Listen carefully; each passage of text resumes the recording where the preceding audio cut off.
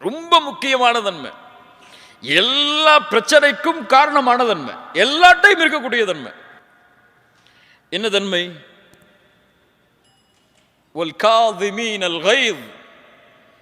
கோபங்களை அவர்கள் விழுங்குவார்கள். முத்தகின்கள் யார்? கோபங்களை விழுங்குவார்கள். என்ன அர்த்தம்? கோபப்பட மாட்டார்கள். கோபப்படாமல் இருந்தால் எது கிடைக்கும்? எது கிடைக்கும்?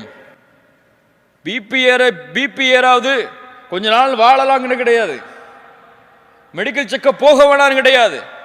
கோபத்தை அடக்கினால் சொர்க்கம். ரசூலுல்லாஹி ஸல்லல்லாஹு அலைஹி வஸல்லம் இடத்தில் ஒரு நபி தோழர் கேட்கிறார், யா ரசூலல்லாஹ், ஒரு அமலை சொல்லுங்கள், அந்த அமல் என்னை சொர்க்கத்தில் அழைத்து செல்ல வேண்டும். லா தக்தப் வலக்கல் ஜன்னah, கோபப்படாதே, உனக்கு சொர்க்கம் உண்டு.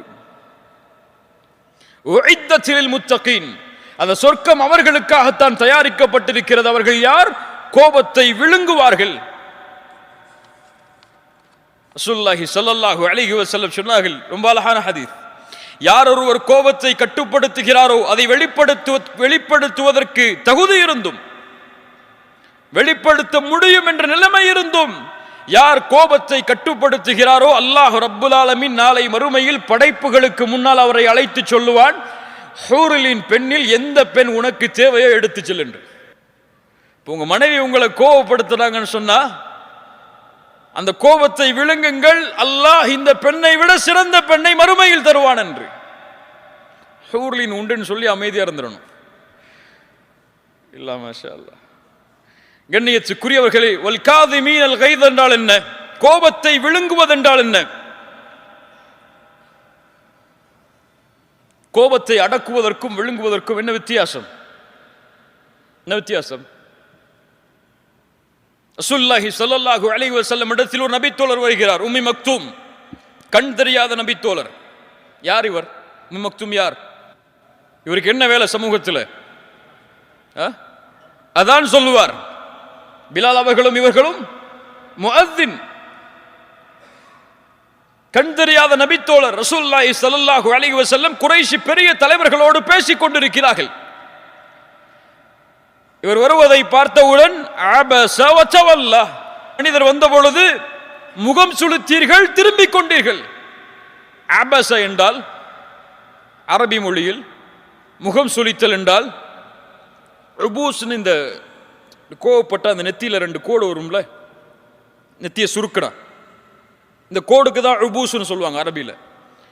அந்த நிலைமையில் முகம் சுளித்தார். அபஸ வ தவல்லா, அவ்வளவுதான் செஞ்சாங்க ரசூலுல்லாஹ். ஆனா உம்மி மக்தூமுக்கு தெரியுமா ரலியல்லாஹு அன்ஹு ரசூலுல்லாஹ் இப்படி செஞ்சது? தெரியுமா? தெரியுமா? முடியாது, தெரியாது.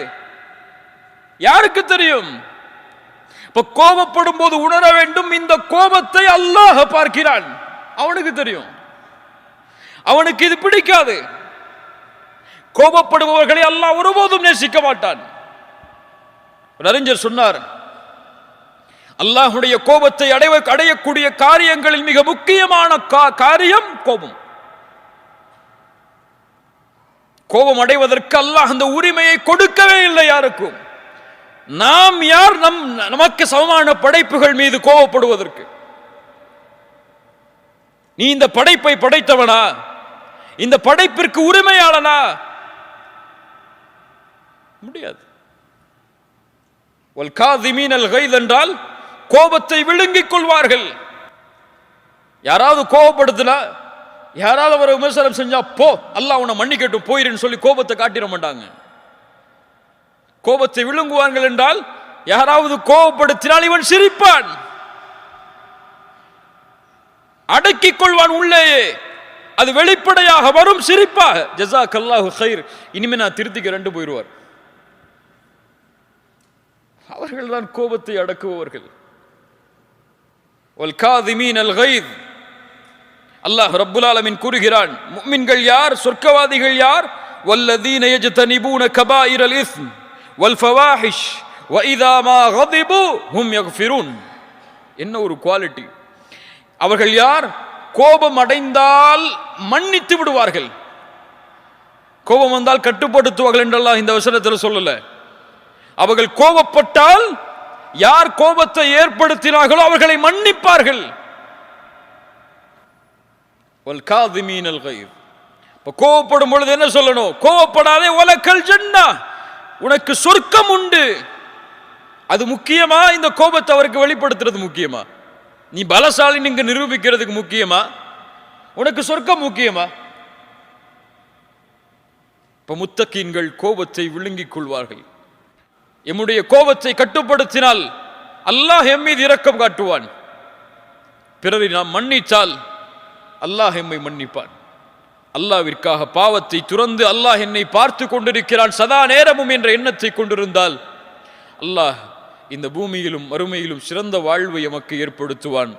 அவர்களுடைய வாழ்வுதான் தக்குவாவை சுமப்பவர்கள் வாழக்கூடிய வாழ்வு. அல்லாஹ் நேசித்த வாழ்வும் அதுதான். அல்லாஹ் ரப்புல் ஆலமீன் இப்படிப்பட்ட வாழ்க்கையை எம்முடைய வாழ்வில் வாழக்கூடிய வாய்ப்பை அல்லாஹ் எனக்கும் உங்களுக்கும் தருவானாக.